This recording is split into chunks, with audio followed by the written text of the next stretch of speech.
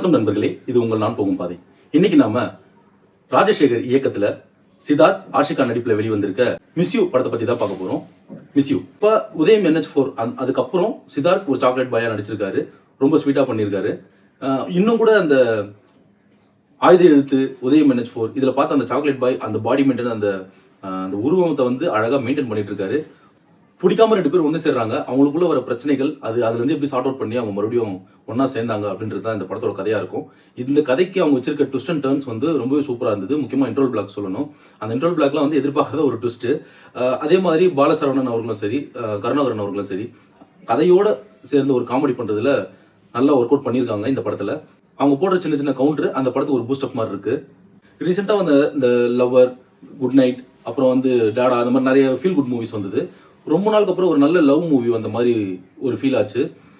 இப்போ வெறும் ஆக்ஷன் சப்ஜெக்டா போயிட்டு இருக்கு. இந்த லவ் சப்ஜெக்ட் இந்த மாதிரி ஃபீல் குட் மூவி வந்தா அதையும் மக்கள் வரவேற்கிறாங்க. அந்த வகையில இந்த படத்தையும் நல்லாவே வரவேற்பாங்க அப்படின்ற நம்பிக்கை இருக்கு.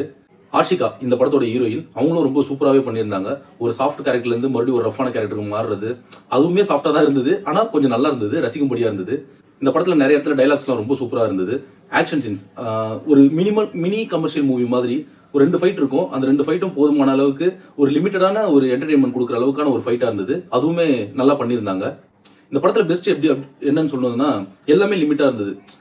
எது கொஞ்சம் இன்க்ரீஸ் ஆயிருந்தாலும் படத்தோட டியூரேஷன் உட்பட கொஞ்சம் இன்க்ரீஸ் ஆயிருந்தாலும் இந்த படம் ஒரு போர் சப்ஜெக்ட் உள்ள போயிருக்கும். ஆக்ஷனு, காமெடி, ரொமான்ஸ் எல்லாமே லிமிட்ல இருக்கு. அந்த பெர்ஃபார்மன்ஸும் லிமிட்ல இருக்கு. ஓவர் ஆக்ஷன்ல போயிடல. எல்லாமே லிமிட்ல வச்சு அழகா பண்ணி ஒரு நீட்டான ஒரு படத்தை நம்மளுக்கு கொடுத்துருக்காங்க. முக்கியமா சொல்லணும்னா ஜிப்ரான் மியூசிக். இந்த படத்துல மிகப்பெரிய பக்கபலமா அவரோட மியூசிக் தான் இருந்தது. அவர் ரொம்ப நல்லாவே இம்ப்ரூவ் பண்ணிட்டு வந்துட்டு இருக்காரு. இன்னும் பெரிய படங்கள்லாம் பண்றதுக்கு அவருக்கு ஒரு வாழ்த்துக்கள்.